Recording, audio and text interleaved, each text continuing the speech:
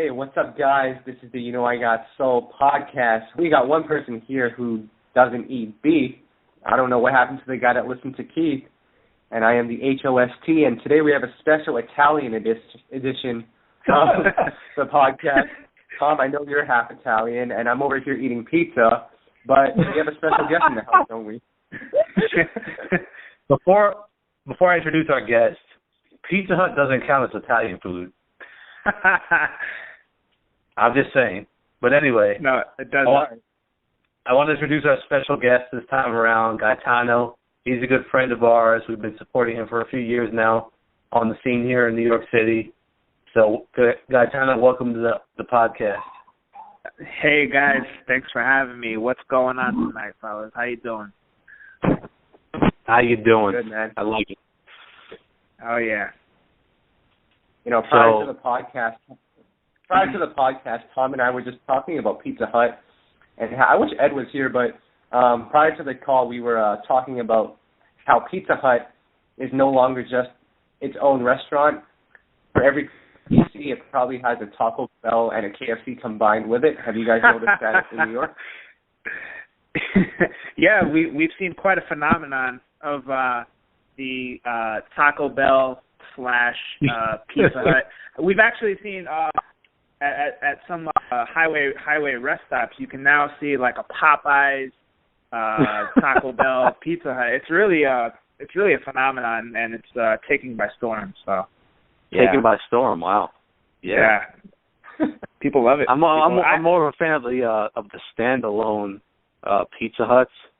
They have a little more high quality of the breadsticks and a little greasier. But that's just I'll tell you guys. To be honest, I don't mess with any of that trash. Just gonna keep it real. All right. Italians like me, we get to the real, the fresh ingredient stuff. We don't play around with all that. All right, let's keep it R&B here. Let's get back to the music. What's going on? Yeah. All right. Jeez. Well, a side note, I guess we won't be doing a food section later on because Gaetano hates everything. But let's keep it R&B. Keep it R&B. Now, So I want to start the first topic. So, Gaetano, you're getting ready to release your next project. I want you to open by just telling us a little bit about it. Yeah, thanks. So it's an acoustic project, and I wanted to do this project because lately I've been in the studio working with a lot of artists on other people's projects, and I've been working on music to create that is going to get placed for sale. So commercial music that we're going to pitch to other artists. And when you're making this kind of music, there's a lot of rules, man, and it kind of sucks.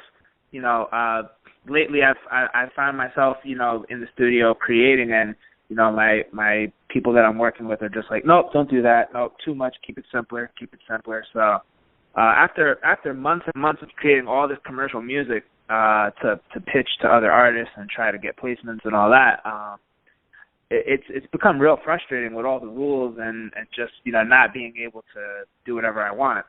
So I said, man, I got to create something that's going to just let me be free and let loose and do whatever I want. So I decided to do this acoustic project. It's a remix of songs that are out, and there's a lot of great duets on the project. I have a lot of female friends who are great singers and artists, so I decided to get some females involved. I'm a fan of the females. They're a fan of Gaetano, so it's a great match to have that come together.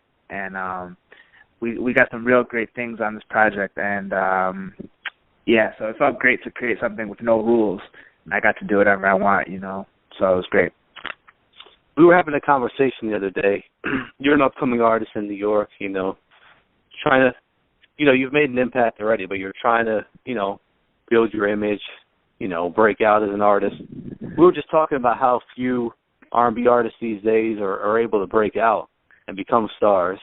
And Kyle, I want to start with you. Who do you think is the last R&B artist that really broke out and became a star? I mean, the one that came to me. Well, you go ahead first, Kyle. Well, I know you had mentioned Miguel as the last R&B star to really break out on his own. I don't know if Miguel has reached that level yet. I'm just trying to think off the top of my head. I think the last person was probably Trey Songz. And that was, what year did he become a star, would you say? What year was that when he took off? Oh, when he cut off the braids, and then you had, Neighbors Know My Name. And when he cut off the braids, I mean, every single song that this was the Ready album, so when he cut off the braids and put out those singles, every single song was huge on the radio. And I think that was actually around the time when I had met you, Tom, and I remember you just saying something along the lines of, man, Trey Songz is everywhere. This was probably back in 2009. Yeah, but if you think about it, Neo is actually he came out, 06? Yeah. I think he's one of the last artists to come out. Yeah, for sure. Because Trey came out before him, initially, even though he didn't blow up. But I think he's one of the last ones to actually become a star. I mean, When we talk about male artists, Neo, Brown, who else has come after those three? Gaetano, what do you think? So my question to both of you guys is, what do you consider to be a star? What is a star? What in your mind? Because I feel like I could say somebody and you're like, well, that's not quite a star. I know a household name. A household name. Simple as that. Simple as that. Yeah, that's very subjective because some people might say, oh, Miguel is a household name. And I know Kyle just said, Miguel, okay. Here, what I mean by household name is that you can ask someone who doesn't even listen to R&B and they know who that person is. Interesting. Like I can ask my mom who doesn't even listen to R&B, and she knows Neo, but she doesn't know who Miguel is. Well, actually, believe it or not, she does know who Miguel is. Remember when he dropped that girl in the what show was that? Some award show. But that that was great. Hey, that's not how you turn someone into a star, though. But I'm just saying now that's Adorn kind of made him a name. I'm just saying. All right, so I'm going to throw a name out. I'm going to throw a name out there, and technically, I don't even call this guy R&B, but I think right now. No. You know what I'm going to say. The guy with the palm tree hair. No. I was going to say The Weeknd. Actually, I don't call him. I don't consider him R&B. I don't consider him R&B. It's not even fair to bring up The Weeknd, man. But don't you guys feel? All right, so I know there's a lot of different types of R&B that are out there. You guys definitely are more supportive of the traditional grassroots, classic, rustic R&B. That real R&B. But music now. What did you say? Rustic. Rustic. You know what I mean? Like that classic. Oh my goodness. What are we like? What are we like? 58? Jeez. Nah. I wish Ed was here, man. I wish Ed was here. Geez, we need him. Well, we'll get his thoughts after. But the point that I'm trying to make is that R&B is like now evolving into this alternative, spacey. Like there's a lot of wannabe Drakes out there. Let's just say that. And then the other side of R&B is like heading towards this like commercial hip hop sound. This like you see a lot of these rap sing type of guys out here. A lot of these, I call them frauds. I don't know what you guys call them, but people that can't really sing and they just auto tune and put a lot of effects on their voice and kind of have like a melodic flow. You see a lot of that kind of becoming what the new trends are. Example: Bryson Tiller, Trap Soul. This guy sold out SOBs and like I don't know how long tickets were on sale for it, but he actually sold out SOBs and Soul Village had to get pushed back because of him. Is that true? We're not going to mention that right now. Okay. No, that did happen. We're happy to let him do his thing. Soul Village will carry on Thursday night. Okay. So what do you guys think of the progression of R&B that's like taking this new wave of like this alternative? But hold on. Can I take this one? Can I go first? The Weeknd didn't really pop off until he got a Drake cosign, and then he became huge when he started abandoning his sound and going pop. That's like these are facts. Right. I mean, I don't know. To me, he's in this discussion. I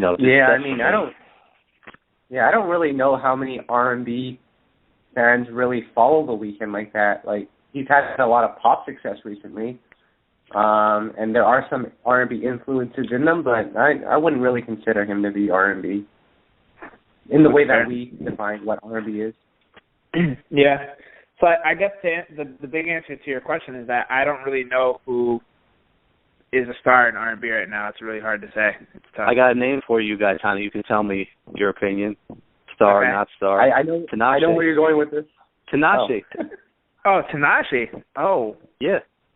Dude, she's had a lot of commercial success. I mean, the thing about Tinashe is that she's so talented beyond like what the commercial records are, and I think, you know, for the purpose of her career development and just, you know, getting to that next level, I think she's gonna have to continue delivering what you know, the commercial demands are, and then maybe later on down the road we can start, you know, getting some more of her roots. But I feel like that's another example of someone who's definitely getting to that level, but has to keep delivering what the commercial demands are in order to, you know, kind of get to that next level.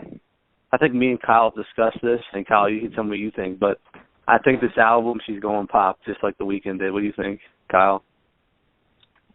Yeah, I think the one thing that might not make it all the way pop is the fact that Tinashe does have an artistic vision, and she seems to really believe in, you know, the music that she's made.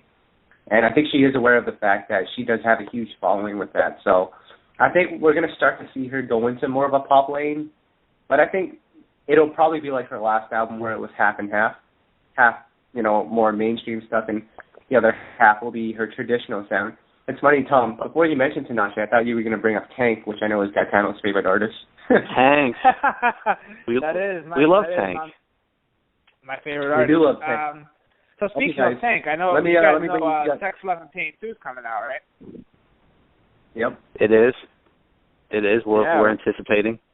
Any thoughts on that one? Hold on, before we get into that, guys, two other artists. Well, actually, Gaetano, would you consider Tank to be a star? Absolutely. I mean, the thing about Tank though is that he's like a legend. Let me rephrase. Maybe not legend. He's like the OG of like R&B right now. He's like OG. What? He's like the OG of R&B. Wow. Then what is Keith Sweat, like the grandpa of R&B? Yeah, Keith Sweat's like the grandfather of R&B, man. I wish Ed was here right now. Ed would be going nuts right now. Ed would be. All right. Here's the thing about Tank. He's been in the game for so long. You know what I mean? He's basically done everything he's wanted to do in the game. He's worked with every single person that he's wanted to work with. You know, his last album, let's be honest, it wasn't his greatest work. He tried to throw some left field things in there, like the up-tempo dance records, where obviously, you know, that's not his strength. So, you know, for that reason, I think the last album was a little bit more of a disappointment than, you know, what we're used to from Tank. But I think with Sex, Love, and Pain 2, he's really ready to just get back to his roots, and he's going to go all out. And I think he's going to deliver one of the craziest R&B albums that we've seen in the last couple of years. I really think that he's going to make a statement with this one. Yeah, so I'm looking forward to that, definitely. Kyle? Speaking of R&B OGs, a couple of albums that just came out recently. Oh, man. A couple of OGs. We got Janet Jackson, her Unbreakable album. Interesting. We got Avant's latest album, The 8th, and we got Tamar Braxton's album, Calling All Lovers. I've checked out all three, actually, and I was really liking Tamar Braxton. The Avant, I mean, I'm an Avant fan. You know, his album, The 8th, was what I expected from Avant. You know, solid R&B album, exactly what you expected. The first single, Special, is one of my favorite songs this year I've heard, so that's one you should check out. Kyle, I know you reviewed Tamar's. Yeah, I actually really liked Tamar's album. I thought it was really a solid project that she put together. Like, you know, if you guys haven't had a chance to read my review yet, pretty much the one thing that I really pointed out and that I'm really happy about is that you could tell with this album that she really wanted to make a complete album. It wasn't one of those albums where she was just throwing a bunch of tracks together. You could tell that there was a behind it. It was a little ballad heavy, but I like ballads, so it's not a huge problem. The one thing that I will say that is that her last album probably has more single material, whereas this album is just good songs, good album cuts. I don't know what the next single would be, but all in all, I think it's a solid overall project. Also, along with that, I know Ed reviewed the Janet album for I Got Soul, so he liked that one. I haven't had a chance to check it out yet, but everything I've read about it, is saying that Janet has made a triumphant return. She came back strong, and she's on tour right now. And Kyle, you saw her first tour stop in Vancouver. Yeah, I saw her in Vancouver. That was the first stop of the tour.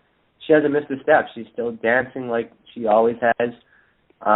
Still, doing her thing, performing really well. The one thing that really annoyed me about the tour, though, and it's something that Janet's notorious for, she'll put a bunch of songs on her set list, so she'll probably only perform like a verse and a hook of each song.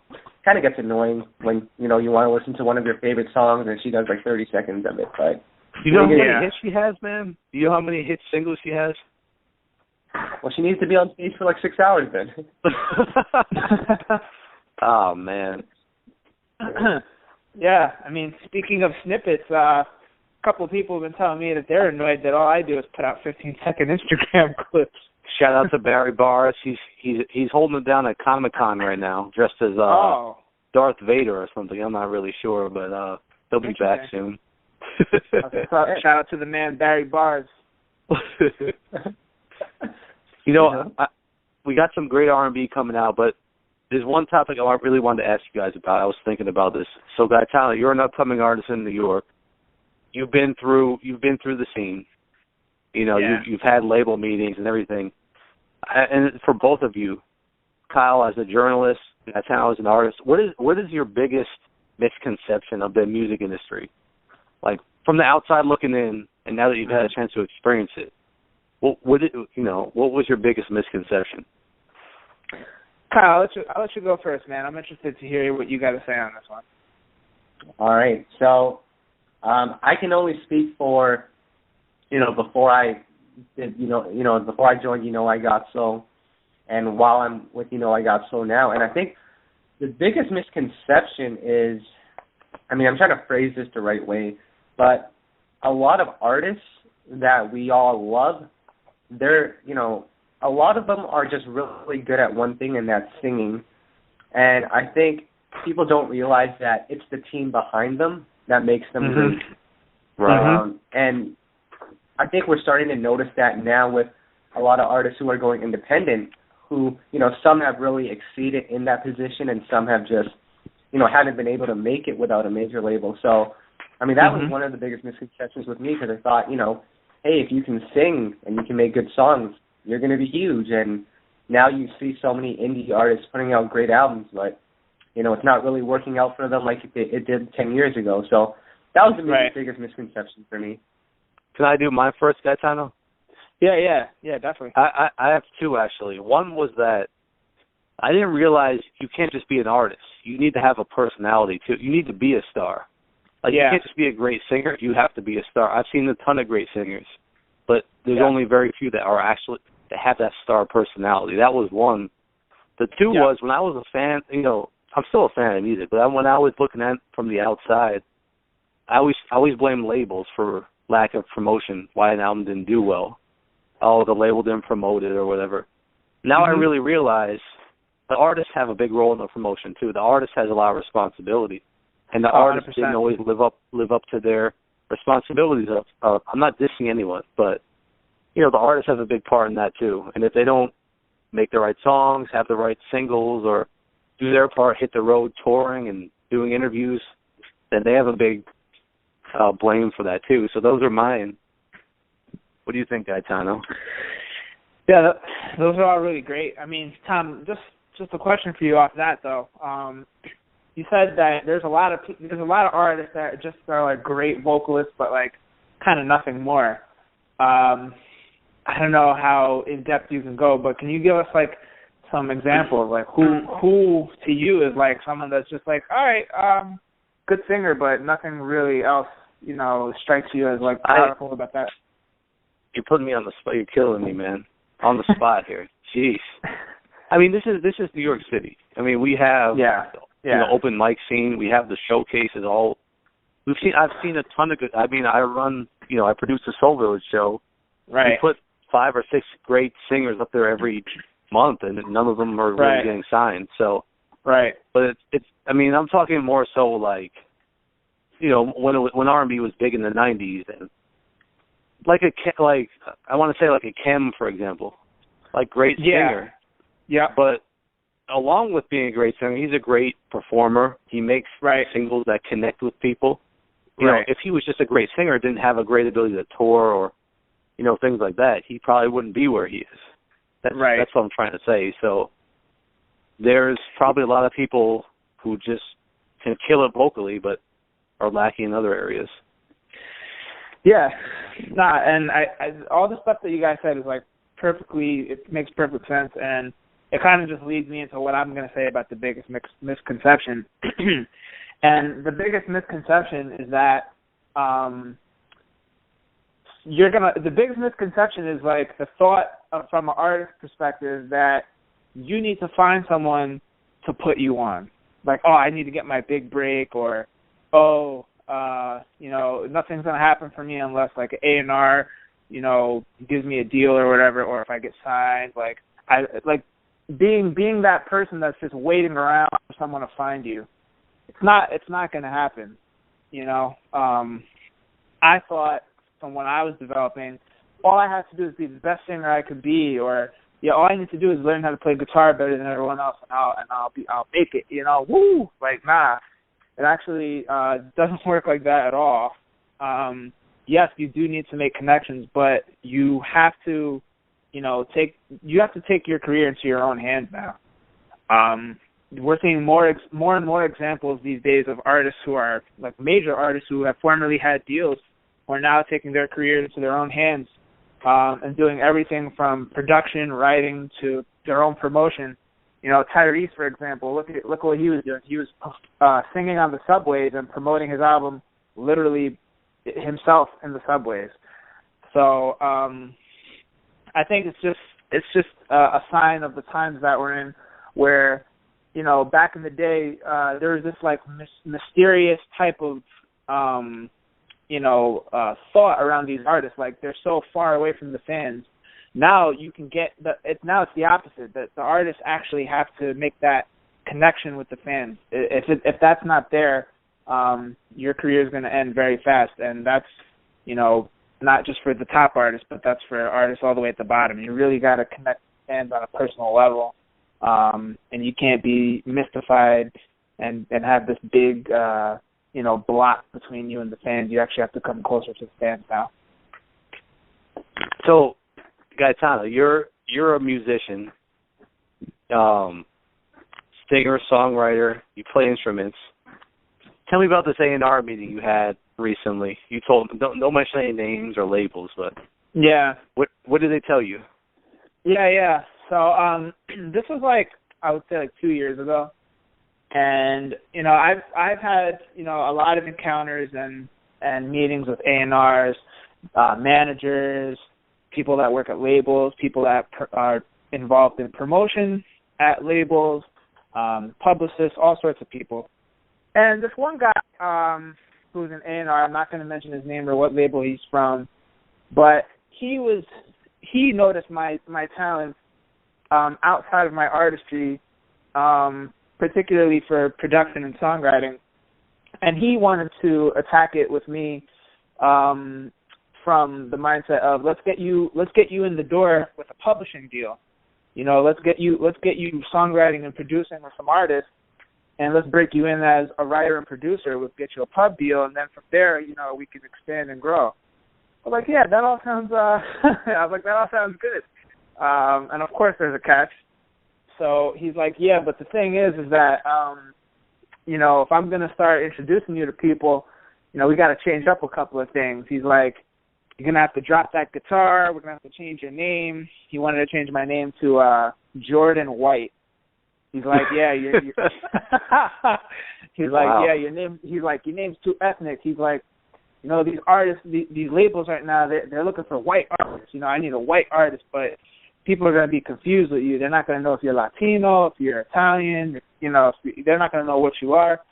He's like, we're going to have to make you, we have to make it real clear about what you are. So we're going to put you in that pop lane, that commercial lane. You're going to start making some One Direction and Nick Jonas sounding records, and we're going to run with them. And he's like, you're going to you're going to forget about that guitar.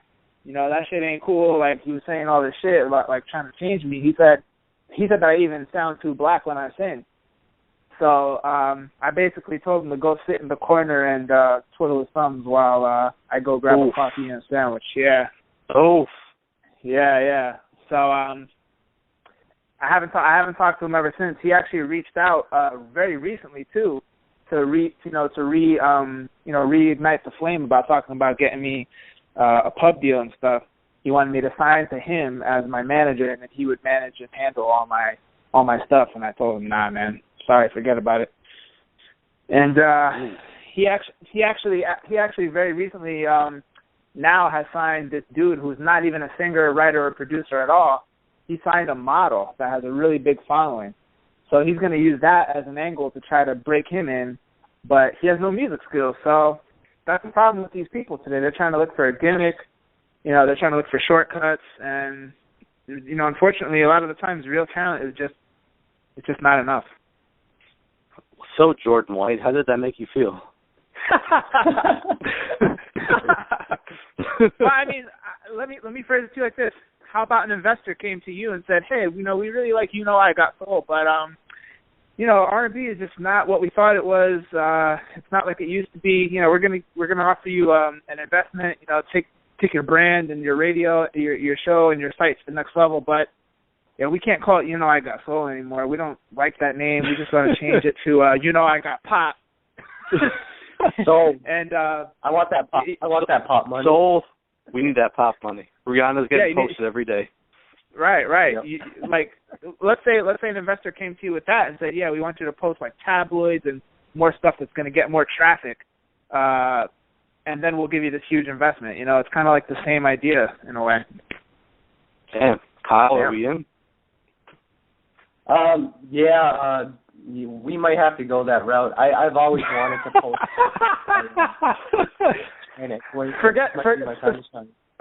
Forget Tank and Tamar Braxton. We're going Taylor Swift, huh?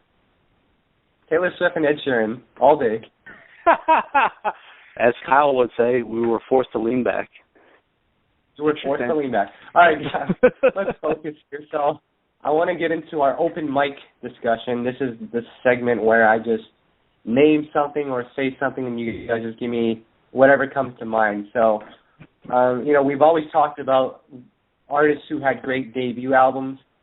We've also talked about artists who've had a great debut album and great sophomore album.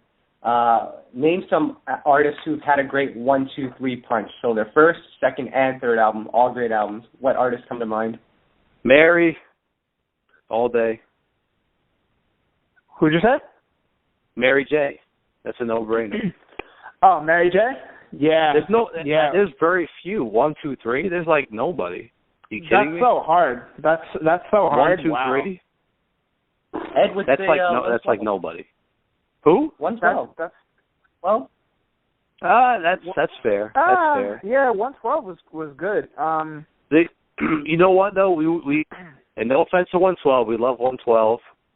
Slim, Mike, Keith, Duran, they're all big supporters. I Got Soul. And Q, sorry, left one. Yeah. But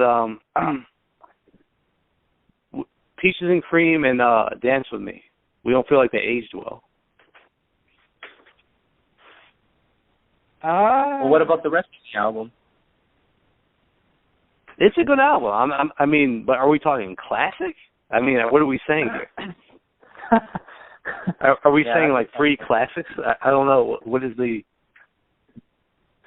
I'm such a fan of 112. I can't really say anything bad about those guys, man. I'm such a like they're. I love them so much. Like me and Duran are actually friends.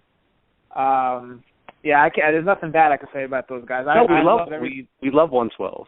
But I mean, yeah. Are we talking 3 classics? Are we talking just 3 good albums? Like 112 has classics. I'm not going to say they don't, but I would say some of those are classics. What is? I would say like it's half classic, half not classic. You know, it's which album are you talking about? I mean, there's the self-titled debut, which is probably a classic. There's the Room 112 album, which is probably better, and then there's Part 3, which is I can't say if that's a classic or not. I don't know if that's a classic. I don't know if their self-titled one was a classic, but Part 3 was actually really good. I actually like I like the self-titled one better than Part 3. I kind of like Part 3 a little bit. I like Part 3 a little bit better, but the self-titled album was great. It's a tough discussion, man. Honestly, it really comes down to taste at that point, I think. All right, Kyle. For this discussion, Kyle. I would say the first album is better than the third one. No, but again, I'm a ballad. No, like an artist. Do you have an artist? 1, 2, 3 Punch. Yeah. I'm going through my discography right now. Like, I want to say Brandy, but I mean that might be unfair because her debut album came out when she was like 15, so that might not be the right choice there. But I might put Brandy's up there. Is this 3 Brandy's classics or is this 3 like what is the classics or near classics? Like they would have to be really, really good. Okay. That's so. I mean, tough. I would put Jagged Edge up there near 112. I mean, no, Jagged Edge's debut album. That's solid. For me, there's really nobody. There's really nobody. That's so hard. No, Mary J, man, come on. Yeah, Mary J had some good shit. Her first 4 albums, I would say, are all up there. Yeah. How do you guys feel about Justin Timberlake's past couple releases? You mean all 3 of his, or all 4? Yeah. I mean, there's 4, right? There's the last one he released was like a 2-part album. Do we consider? Yeah, I consider that one album technically. I mean, because it was all like during the same session, but he just kind of put it into 2 albums, so I consider it like one album. I would say that the first one. I would consider the first one. I don't know if I would say that's a classic, but there are a lot of great songs on there. Yeah. No, but here's the thing. Here's the thing though about him. He changed the sound. Like even if you don't think it's a classic, he kind of single-handedly, along with Timbaland and the Neptunes on the first album, changed the sounds. Like people started going after his sound on every album he put out. Like no matter how much time he took off, every time he came back, people were trying to mimic his sound.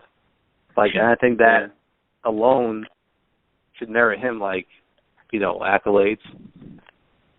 Yeah. I would say the first is probably a near classic. The second one, for that reason alone of him changing the sound, you have to say that Future Sex Love Sound album is a classic. I would say the Future Sex Love Sound is definitely a classic. Definitely. I actually don't think it's a classic, though. No, me personally, like, if I go song by song, I skip some songs on there. Like, I can't say it's a classic. I will say for the impact it had, it had a huge impact. Right. Yeah. And then, I don't know if you remember this, Kyle, but remember when Suit and Tie came out? It was like, stayed up all night to, like, wait till it came out. Remember that? Yeah. Yeah. There's so much hype around this guy that when it comes out, it's like people gravitate and then people Tank tried to do what he did. Yeah. Like, Tank admitted I wanted to make an album like Justin Timberlake. So yeah. I mean, well, Justin Timberlake also had Jay-Z as a feature. I mean, you got Jay-Z on featuring on a single. I mean, you know it's gonna be big. No, I know, but the song was dope though. It's not like the song was trash. I mean, he came with a grown. Like it wasn't like he tried to copy what was hot though. He just came out and did his own thing, and then people, even if they didn't grab it right away, people were forced to like it because it was so good. Yeah. That's my opinion. I agree. All right, so the only person with the 1-2-3 punch, we're going with Mary. I guess. Next, I guess. We're tough critics over here. We are tough critics. Tell me about it. The next open mic question for you guys. I'm drawing a blank right now, so I'm just trying to think. I actually have one, if you don't mind. Go for it. Yeah, go ahead. All right, so you guys, obviously, I would consider you guys tastemakers in R&B. You guys definitely know your shit. What are some of the things that it takes for a new artist to really grab your attention? I know you guys probably get hundreds, if not thousands, of submissions, monthly. Artists that are trying to get featured on the site, artists that are submitting to Soul Village. What are some of the red flags that you look for, when evaluating a new artist? What are some of the things that you might see that immediately are a red flag that you say, this is not legit, or this guy's or this girl is not anything, not making noise? What are some of the things that it takes for a new artist to really grab your attention, and then what are some of the red flags that you look for that you say, this person's a joke? I wish Rich Johnson was here right now. Shout out to Rich Johnson. No, he single-handedly runs our submissions at YouKnowIGotSoul email address. He checks out every song that's submitted. So he's the gatekeeper. I mean, interesting. But for me, but even everything he says, post, I don't post. Because for me, and thank you to all the artists who submit, we actually listen to everything that comes in. But we can't post everything because we look for a certain quality. If the song sounds, first of all, the song has to be high quality. If it's not mixed properly, if the production if the production doesn't match the vocals, like that happens too often. If you approach us, hold on, what? Go ahead. Let me just jump in real quick right there. So that's like some of the basic, like elementary things that you would just assume artists are sending high quality shit. So what percentage of submissions would you say are just like not even in the ballpark of high quality? Man, am I dissing people here or what? Like I'm not trying to diss anyone. But you're keeping it real. Here, this is real, keeping it real. Talk. This is real talk right here. Out of the submissions we get, I only say about 3% make it to the site. Wow. 3%. Think about that. Wow. This is like thousands. We get like 100 a week. Over 100. Yep. And you know why, though? It's just like, you got to, if you're going to come try to get featured on the site, you got to have the whole package, right? Your website has to be legit. Mm-hmm. You have to have a Twitter page. You can't be giving us Reverb Nation links, first of all. I mean, come on. Reverb Nation? That's not your website. That's not a website. I agree with that 100%. You've got to have the SoundCloud going. You've got to have an official website. You've got to have all the social media going. Because we can't just throw up any crap up there, I agree. Like, you can't send me an MP3, and this is 2015. You're sending me an MP3? Yeah. What am I going to do with that? Kyle, you have anything? Well, just to piggyback off Tom, it's simply like you trying to convince me that this hamburger that you made is amazing, but it looks terrible. I'm not going to try it. You got to present it the right way. There you go. Well. That's amazing. That's exactly I love that. Yeah. Wow. I love it. Kyle, it's not just the artist. It's not just the artist, though. It goes back to my point of how I was saying that the artist has to have the right team around them. So if he hires a publicist, that publicist better have his grammar proper, use the punctuation. Oh, my goodness. Be done. Absolutely. I know it sounds terrible and unfair. Honestly, if there's artists trying to make it, you have to stand out. You got to present yourself professionally. There's just a lot of minor things that don't even have anything to do with the music. And I think, again, that's part of the misconception about the music industry is at the end of the day, it's a music business, so you got to treat it as such. Yep. Can I give another one? Yeah. Your press photo can't be looking like it was taken on a webcam in like 2004. You can't be sending a selfie as your press image. I mean, these are things that happen. I'm not trying to be funny, but these things happen all the time. Oh, this is really good to hear. I mean, You can't send over a MySpace link and say, check out my song. You know, these things. I'm just saying. Has someone sent a MySpace link? Please tell me. These things happen. These things happen. I'm not making these things up. Like, people don't even have an image of themselves. You know, like, people, they send a rough version of their song, like, oh, check me out, I want to be posted. Right. What am I going to do with an unmixed, you know, you got to come professional. If you want to be an artist for a profession, you got to act like you're already there. Yep. You know, I want to just mention something that came to mind. That Kyle, you said, you know, it goes back to, like, you got to have that team, right? Well, I've never had a team, because how many times have you guys seen managers that are embarrassing their artists?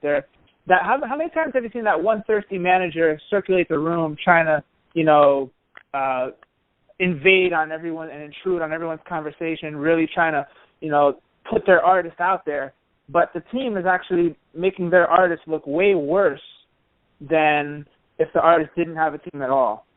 And I've seen that happen a lot, and I've seen a lot of, you know, publicity teams that don't know how to even do it right. So I've always been on my own, because for me to place my entire career in someone's hands, I got to be able to trust that person, and I haven't found or met anyone that, you know, I am able to trust.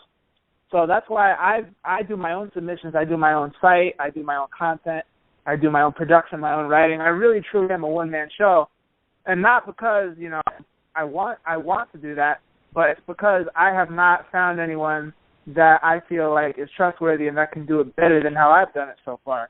So can you guys just talk about, like, how many bad managers and publicists are out there just making their artists look bad? No, I'm not. No. I mean, that's not even just new artists, but that's current artists as well. So, but the last point I wanted to make. Wait, but the last point I wanted to make. We're not answering that question. We love publicists and we love artist managers. But the last point I wanted to make before we move on from this, because this is getting way too serious, is for all the new artists who's submitting their music, we do check out your social media links, and if we see that you have a insane amount of followers, that has us intrigued, but keep in mind we also do a Twitter and Instagram audit to make sure that those followers are real. And if we see that they're not real, that's an automatic ban. Oh, and the YouTube views, it's so obvious to tell if those are fake too. So if you're paying for YouTube views, hey, we just got an email. Artists, submit your song to over 100,000 blogs for a low price of like $19.99. Right. I mean, that's just a joke. I mean, that stuff is never going to work.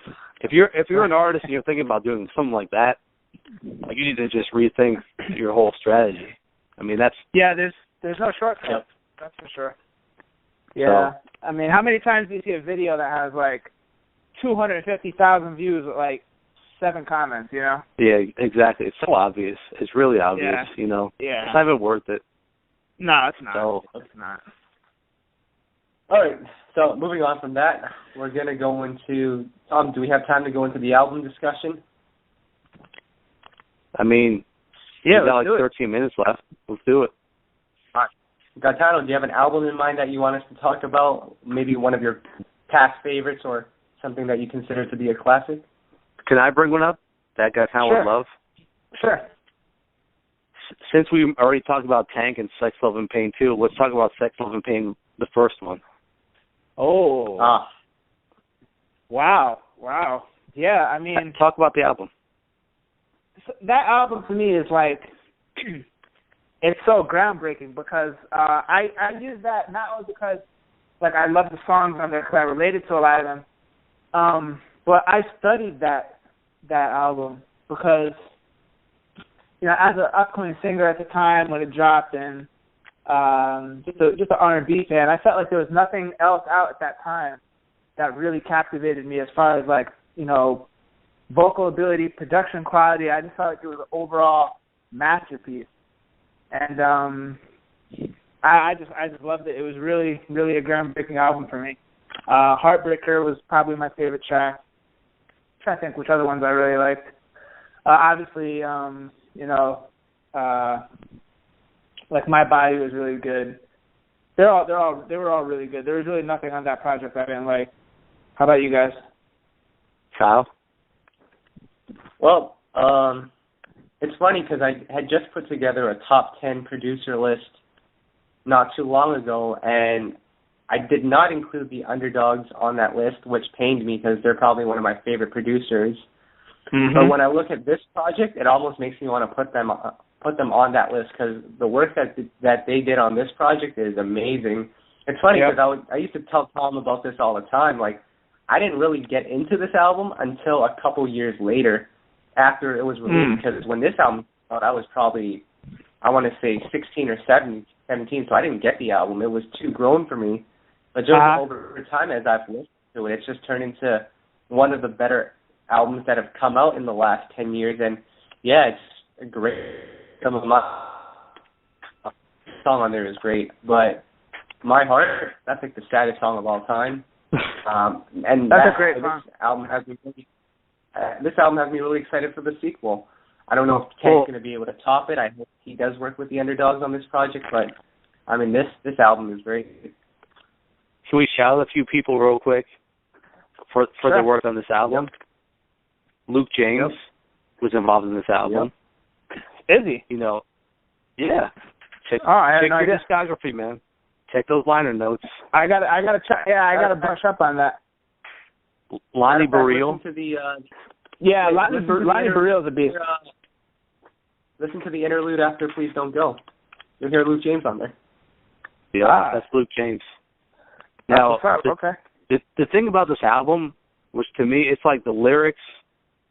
This guy was in so much pain, but he makes you feel it when you listen to it. Like, you can feel what he was going through. And how often do you hear a song now that makes you feel that like that? And I think for me, that's... And plus, I like how he tied it in, like, with the interludes. Like, each song had sort of, like, had its own... Like, the first song, Coldest, there was a song and then it went into an interlude that was, like, a different version of the song, which I thought was, like, so cool. And, this album, like, for me, it came out in, 2007, which was right around the time when R&B started dropping off the radar. Yeah. And this album, Tank's shining moment, so I hope he comes back with something equal to this. So, I know we touched on the Tank stuff, but a recent album that came out that I was actually a real big fan of, I know it's gotten some criticism for being very ballad heavy. I know we mentioned this artist a little bit earlier in the talk, but how did you guys feel about Tyrese's latest album? Kyle? I liked it. But I'm a Tyrese fan, so I've always felt like Tyrese had put out some great songs, some great projects. This was probably his most cohesive album, I think. I don't recall that song on here at all. I think there were a lot of great records as well, so definitely a fan of this album. I can see why people didn't like this album, but I personally love this album.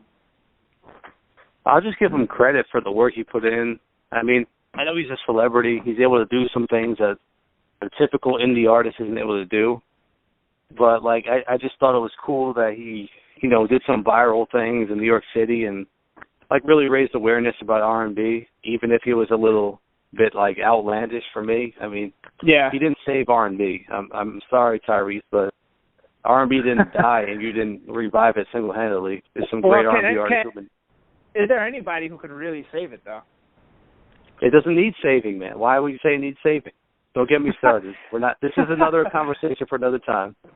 Good idea. Good idea. But Tyrese, I'm glad he just stuck to the script. He made a solid R&B album. He didn't try to do anything crazy. He didn't try to compete with Chris Brown, you know, and the younger artists. So props to him for that.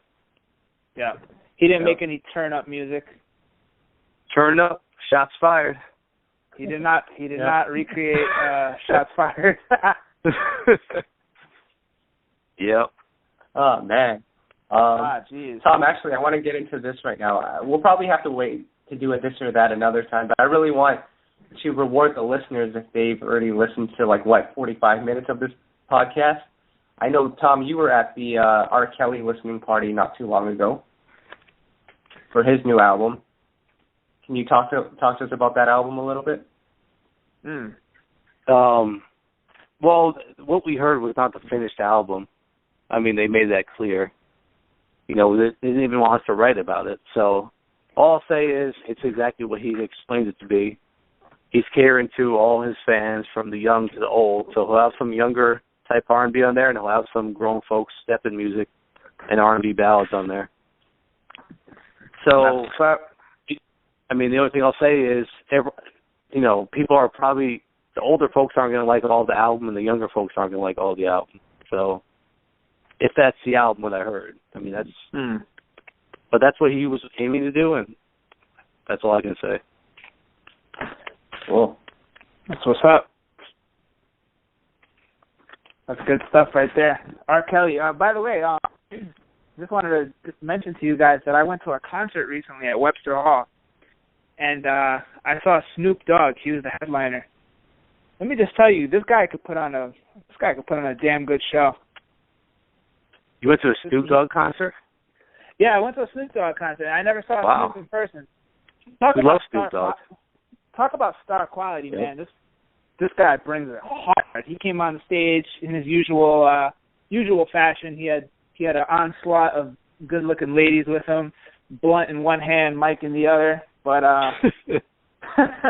this guy was inspiring, man. Like, I think there's a lot of, and I think maybe this could be like one of our last discussion points, but there's a lot of things that R&B singers could learn from rappers. And it has nothing to do with, you know, technical ability or anything like that, but as far as like, you know, stage presence and star quality and presence and just overall confidence, there's kind of like a different approach that rappers and singers have. And, you know, I kind of noticed it with the Snoop Dogg concert, that he's just straight confidence the whole time. He's in your face. He's raw. And he performed no lie. I'm not exaggerating at all when I say he performed for an hour and a half straight, no breaks. Wow. Snoop is a star. Yeah, but not only hip-hop, though. I was at a Good Charlotte concert, and I was blown away by their stage presence, their energy. Like, I feel like R&B artists could gain from that, too. Like, you need to have energy on that stage. You can't just sit at the mic and put people to sleep in the audience, you know?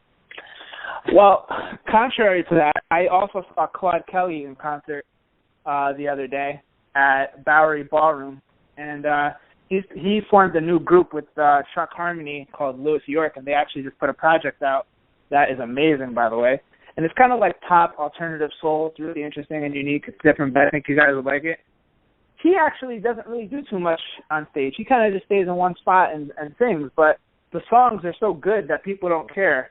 You know, he has like this presence where he just doesn't have to do too much. He just kind of sings the songs, and he tells a story when he sings that it's still captivating to the crowd. So I guess it's finding that balance. What do you guys think?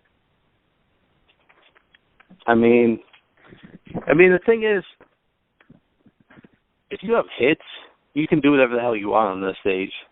Yeah. But I don't know. I saw them perform as well, Louis York, and they were good. Claude Kelly he performed a few songs. I mean, I don't know. It's like, as long as you bring the energy in any way, it doesn't matter what you do. If the crowd can feel your energy, that's all you need.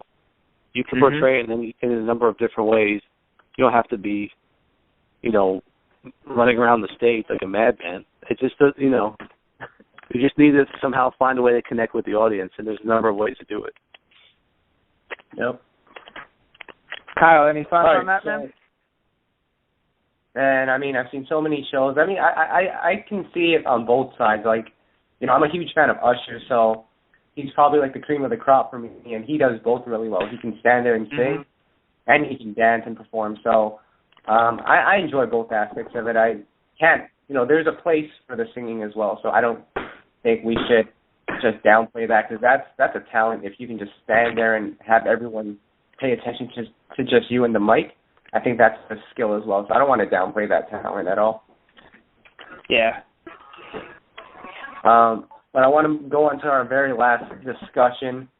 We're in the month of October now, which means Halloween is coming up. You guys still do Halloween in New York? Of course, man. It's huge. The parade. It's big. Jeez. It's big. So, I actually got my little candy ball ready. So when these little whippersnappers come knocking on my door, I give them a little treat, you know. So yeah, we're on the discussion of Halloween. What's the one candy when you were younger that you really looked forward to getting?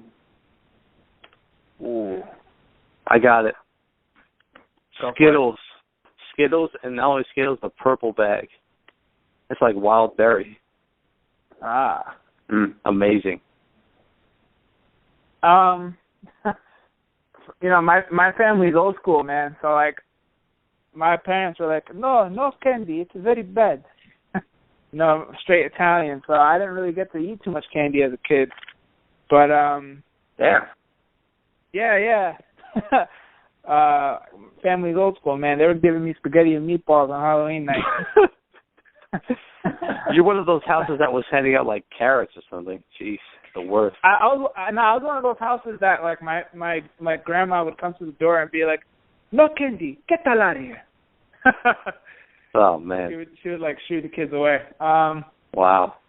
Yeah, but I don't know. I don't even really like candy that much. So I think Tom, you're the winner with that purple Skittle, man.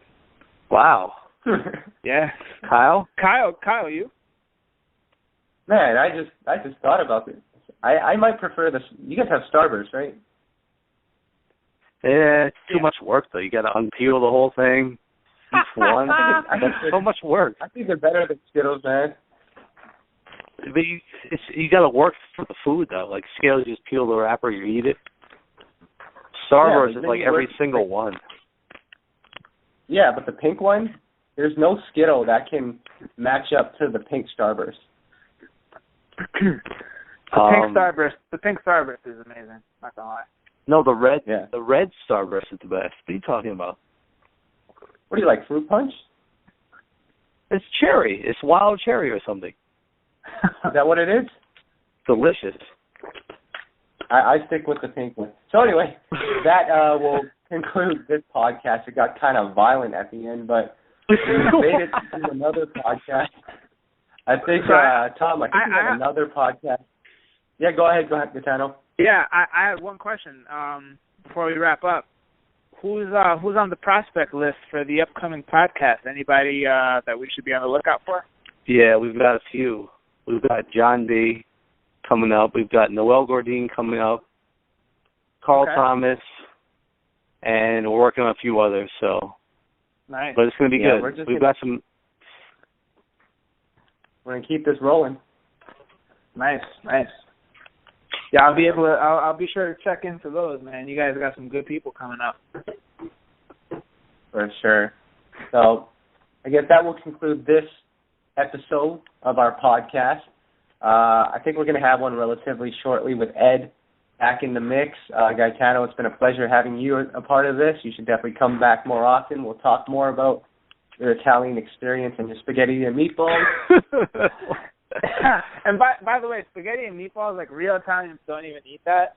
That's just like one of the cliche plates. But we can get into what real Italians eat maybe on the next. I didn't even know that. Wow. Yeah. You tell a real Italian spaghetti and meatball, they'll laugh at you. Wow. Yeah. So you know, we learn something new on our podcast every day. I just found out that Pizza Hut and Chef Boyardee are not Italian food. So with that, Chef Boyardee. Oh my. Oh gosh. Yikes. With that all being said, though, I'm gonna say we're out. So this is Kyle. That's Tom, and we got Gaetano in here, and we're out.